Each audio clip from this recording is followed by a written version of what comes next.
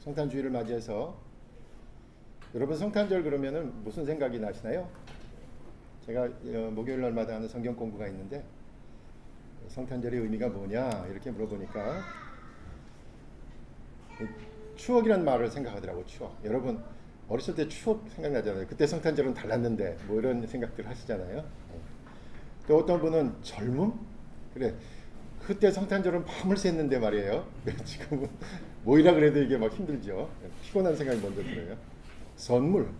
그 설렘이란 단어를 또 좋아하시더라고요. 설레임.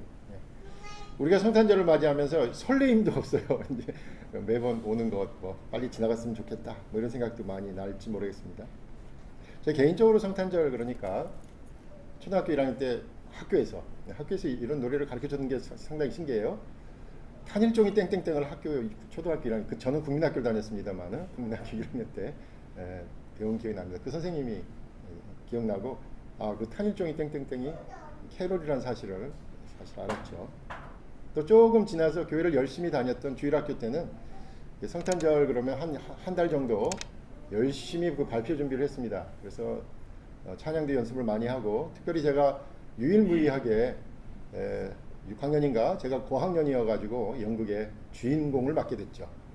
그래서 우리 가족 식구들이 전부 이렇게 오늘 유아세례 받는 것처럼 온 것처럼 제 가족 식구들이 제가 주인공을 하니까 전부 와서 했는데 끝나고 나서 되게 못했다고 소리를 들었어요. 연기력이 왜 이렇게 없느냐, 대사는 다 외웠는데 표현이 부족하다 뭐 이런 얘기를 들어가지고 제가 그때 깨닫게 된 게 연예계 쪽으로는 절대 가면 안 되겠구나라는 그런 생각을 했고 다행히 그쪽 가능성을 접어놓으니까 제가 갈 길은 뻔하게 되었습니다.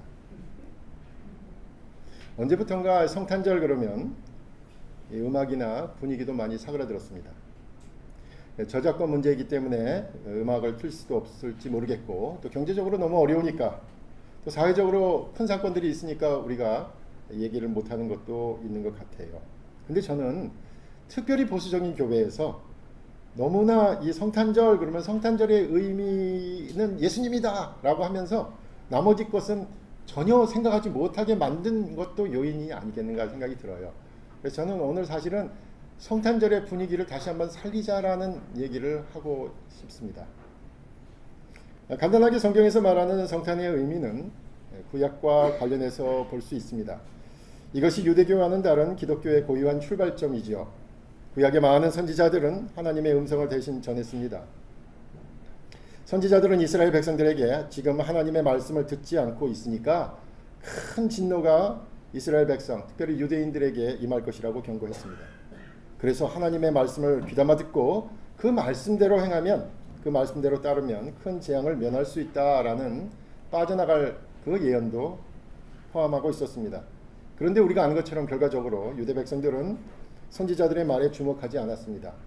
그 결과 강대국 바빌론에게 침략을 당해서 70년 종살이를 하게 되었다라는 것이 구약의 전체적인 시각이고 그 내용입니다. 그렇다면 우리는 선지자가 활동하던 시대의 모습을 충분히 짐작할 수 있지요. 선지자들이 해야 한다고 하는 일에는 사람이 하지 않은 거죠. 사람들이 하지 않은 거고 그 반대로 선지자들이 절대 하지 말아야 한다는 것들은 많은 사람들이 그 행동을 한 겁니다. 다시 말해서 선지자들은 외롭게 하나님의 말씀을 전했고 고독하게 눈물로 호소했고 간절하게 가르쳤지만 아무도 그들의 말을 귀담아 듣지 않았습니다. 특히 이사야가 그 대표적인 선지자입니다. 이사야 1장에서는 하나님의 경고를 이렇게 합니다. 하나님께서는 자신에게 드리는 무수한 제사 질려버렸다 이거예요. 사람들이 괜히 하나님의 전을 더럽히고 있다라고까지 말씀하셨습니다. 1장 13절에서 이렇게 말씀합니다. 헛된 재물을 다시 가져오지 말라. 분향은 나의 가증이 여기는 바요. 월삭과 안식일과 대회로 모이는 것도 그러하니 성회와 아울러 악을 행하는 것을 내가 견디지 못하겠노라. 성회와 예배드리는 것과 밖에 나가서 악을 행하는 것을 같이 하는 것 못 견디겠다라는 하나님의 말씀입니다. 예배드리는 것과 병행해서 악을 행하는 것을 견디지 못하겠다라는 말씀이지요. 하나님께 예배드리고 헌금하고 교회에서 분주히 지내다가 교회의 문을 나서는 순간부터 완전히 다른 사람이 되는 이중적인 생활을 하나님은 역겹고 지겹고 토해내고 싶다고 말씀하신 것입니다. 교회에서는 인자한 것 같고 너그러운 것 같고 열심히 있는 것 같은데 막상 교회 밖에서는 인색하고 옹졸하고 나태한 모습을 가지고 있다면 하나님께서 역겨워하신다는 겁니다. 특별히 세상에 나가 학대받는 자들, 고아, 과부를 돕지 않고 자신의 이익에만 발빠르다면 교회에서는 아름다운 말과 긴 기도로 하나님께 간구하는 사람들에게 하나님께서는 혐오와 구역질과 염증이 난다고 말씀하고 계십니다. 하나님에 대한 사랑은 주위 사람들에 대한 사랑으로 드러납니다. 하나님 사랑과 이웃 사랑이 다른 것이 아니죠. 바로 동전의 양면과 같습니다. 동시에 존재하는 것이지 절대로 한 면만 존재할 수 없습니다. 하나님을 사랑한다고 하면서 인정이나 다정함이나 인간미가 없다면 분명히 문제가 있는 것이죠. 우리 개신교회가 많은 욕을 먹고 있지만 그래도 좋은 모습 가운데 하나가 성탄절 그러면 자선남비 아닙니까? 자선남비. 구세군, 우리나라의 정말 작은 교단입니다. 몇 교회 안 되는 교회이지만 그래도 구세군은 항상 좋은 이미지를 우리에게 전합니다. 여러분이 구세군이 우리나라에 처음 들어왔을 때 그분들 군복 입고 있잖아요. 세상을 구하는 군대라고 해서 군복을 입고 있는데 일제 침탈기 아니었습니까? 그래서 이 민족애가 있었던 우리 한민족 가운데는 이 군대에 들어가면 일본 사람들을 이길 무기를 얻고 전쟁을 할 수 있을 거라고 생각해서 애국심에 구세군에 들어가기도 했습니다. 그런 군대가 아니었죠. 그 어떤 개신교 교단 가운데서도 가장 이미지가 좋은 교단입니다. 12월이 되면 과천에 있는 구세군 사관학교 교수들과 학생들 그리고 각 지역의 교회에서 한 달 동안 자선남비를 운영할 계획을 세웁니다. 또 우리에게 들려지는 소식들 있잖아요. 아주 어렵고 이 추울 때일수록 정말로 힘들 때일수록 생각지도 않은 많은 사람들이 가난한 사람들과 함께 마음을 전달한다라는 그런 훈훈한 소식도 자선남비를 통해서 우리가 듣게 됩니다. 참 믿음과 거짓 믿음은 그 행위를 통해 드러납니다. 사랑한다는 말과 함께 구체적인 행동이 따라야 정말로 사랑하는 것을 알 수 있습니다. 하나님에 대한 사랑과 믿음도 그 행위를 통해서만 드러날 수 있습니다. 행위가 없는 믿음, 행위가 없는 제사는 드려도 하나님의 뜻은 전혀 드리려 하지 않는 마음, 하나님께서 역겨워하신다는 내용이죠. 또 그 반대로 종교적 의무와 윤리는 있지만 가슴 뜨거운 감동이 없는 종교인들을 하나님께서는 그냥 두지 않으신다는 것이었습니다. 유대민족은 하나님의 경고의 말씀을 끝내 듣지 않았습니다. 그래서 유대인들의 불순종으로 인해 바벨론 왕국에 멸망당했다라는 것이 구약의 시각이죠. 유대인들은 자신들의 죄에 대한 벌을 철저히 받았다는 것입니다. 그리고 이국 땅 바벨론에서 70년 동안 종살이를 하면서 죄에 대한 벌을 톡톡히 받아서 뼈에 사무치도록 자신들의 잘못을 고백하게 됩니다. 이 70년 동안 유대인들은 자신들의 죄를 하나하나 기억해냈습니다. 그 좋은 시절에 하나님의 말씀을 지키지 않았던 죄를 깨달았습니다. 그리고 깨달은 죄에 대해 철저히 회개하기를 시작했습니다. 바벨론 강가에서 하루의 노동으로 지친 자신들의 손과 발을 씻으면서 이 손으로 기회가 있고 잘 살았을 때 왜 좀 더 성실하게 하나님의 일을 하지 않았을까 하면서 회개하였습니다.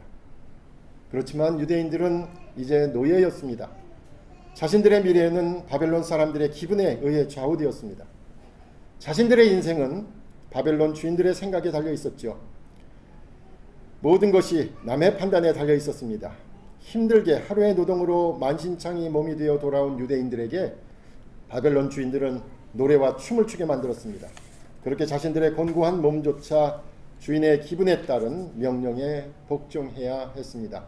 이렇게 자신들이 노예라는 인생의 제일 밑바닥에 도달하고 나서야 유대인들은 회개하였고 다시 시작할 수 있었습니다.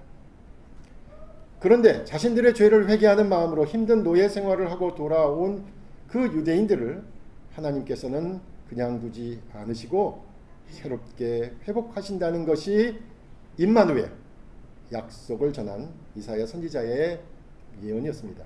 아무리 어렵고 힘들고 주목받지 못하는 모습으로 살아갈지라도 하나님께서 그 백성을 끝내는 구원하신다는 약속입니다. 자신의 죄로 당연히 받아야 할 벌이지만 하나님 아버지께서 자녀들의 고통을 그저 놔두지 않으시고 구원하시려는 강한 애정의 표현입니다. 자녀가 자신의 잘못으로 받는 고통조차 아버지 하나님께서는 그냥 침묵하실 수 없으셨습니다. 하나님의 사랑은 너무나 분명해서 자녀의 아픔과 고통과 고난을 모른 척 할 수 없으셨던 것입니다. 첫 성탄의 밤에 들 밖에서 천사들이 목자들에게 전한 큰 기쁨의 좋은 소식은 바로 우리의 잘못이나 우리의 죄나 우리의 부주의로 빚어진 최악의 순간에서조차도 하나님은 우리에게 기회를 주신다는 의미입니다. 로마서 10장 21절에서 하나님의 사랑을 이렇게 표현했습니다. 순종치 아니하고 거스려 말하는 백성에게 내가 종일 내 손을 벌렸노라. 하나님께서는 우리가 돌이켜 올 것만을 기다리신다고 말씀하셨습니다. 오늘 본문에서도 분명하게 약속하셨습니다. 이름을 예수라 하라. 이는 그가 자기 백성을 그들의 죄에서 구원할 자이십니다. 오늘 본문은 이사야 7장 14절의 인용입니다.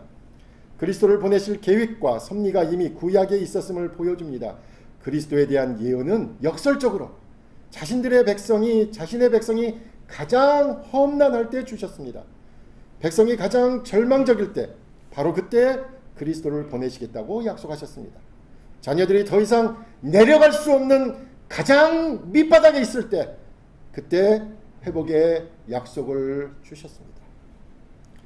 이사야 2장 4절에 따르면 그리스도를 통한 하나님의 복은 진정한 평화입니다.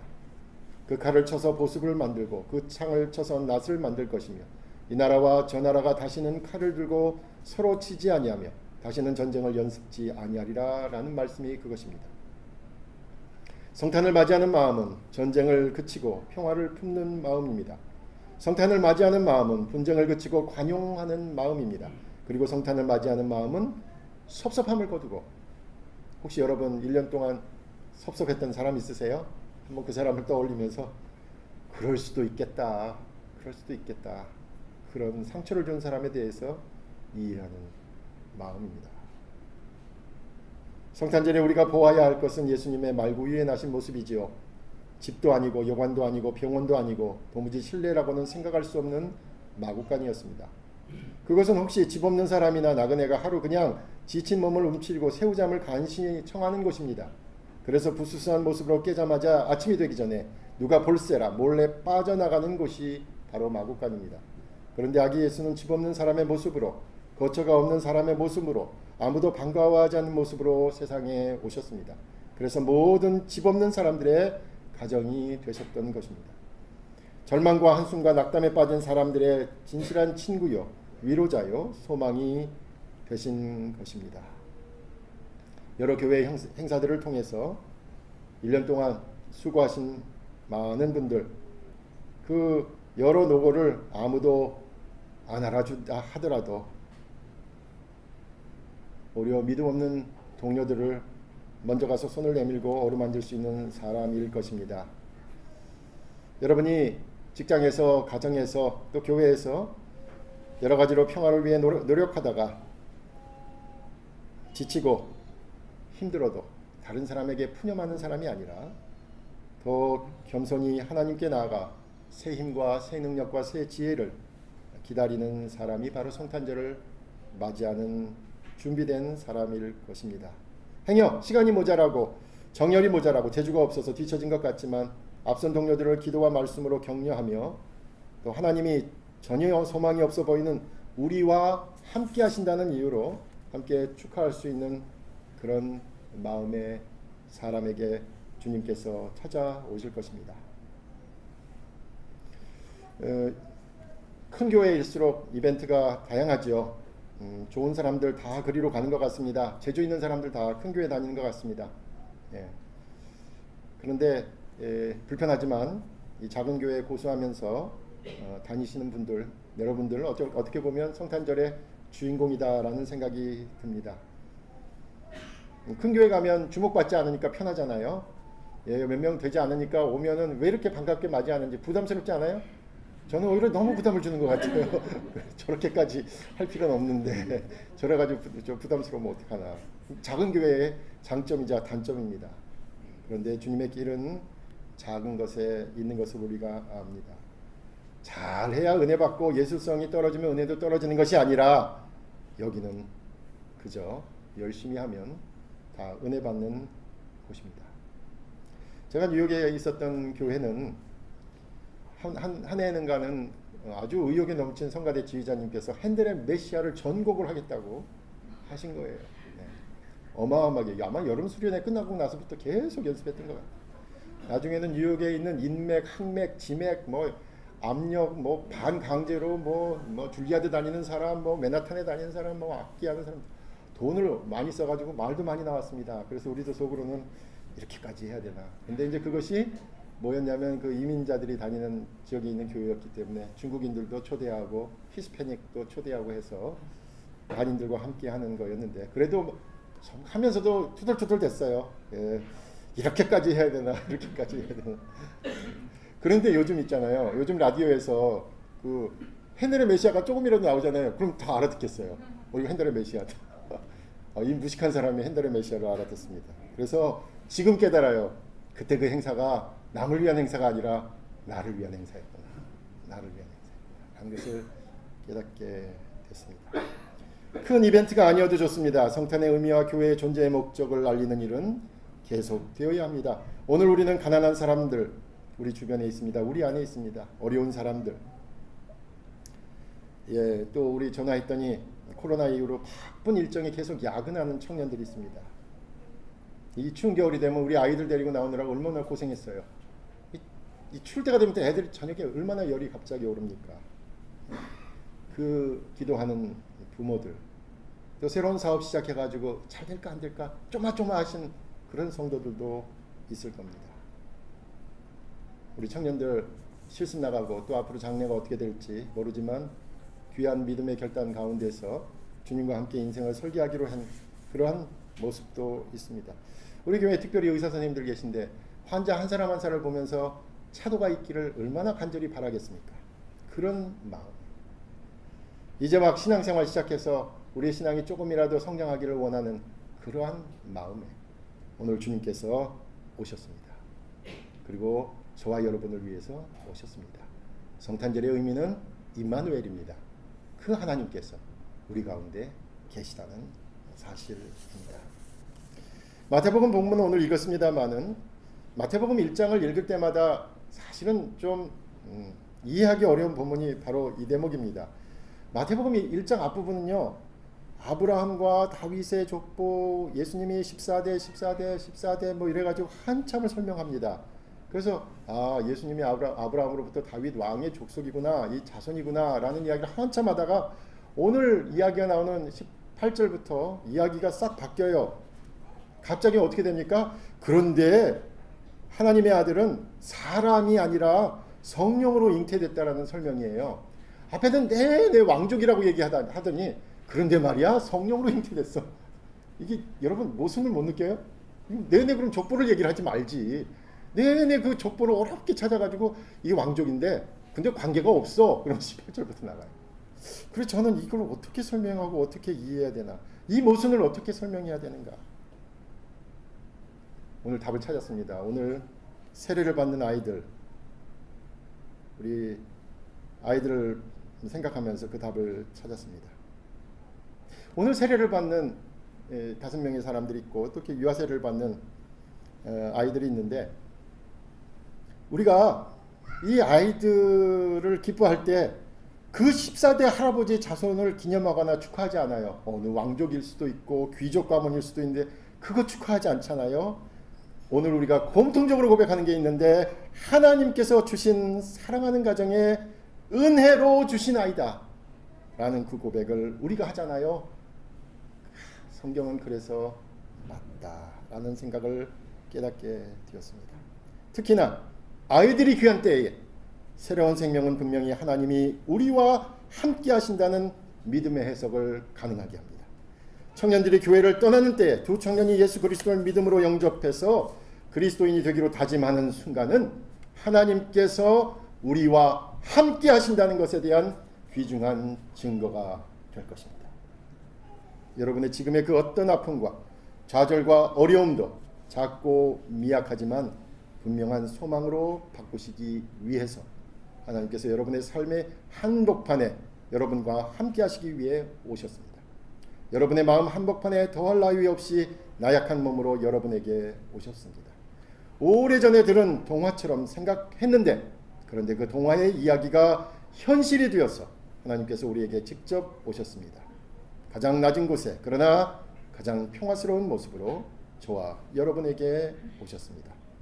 우리를 절망에서 건지기 위해, 우리와 함께하기 위해 하나님의 선물로 오신 예수님을 삶의 한복판에 사무치게 영접해서 주변에 우리 주님의 오심을 말과 삶으로 전하는 우리 모두가 되시길 간절히 부탁드립니다. 기도하겠습니다. 아버지 하나님 감사합니다. 우리에게 아무 희망도 없을 때에, 가장 아플 때, 가장 답답할 때, 가장 어두울 때 우리와 함께 하시기 위해서 오신 주님을 저희들이 영접합니다. 주님과 함께 다시 시작하고 주님과 함께 새 생명을 얻어 주님과 함께 하나님 나라를 위해 나아가는 우리 모두 되게 하여 주시옵소서. 예수님의 이름으로 기도하옵나이다.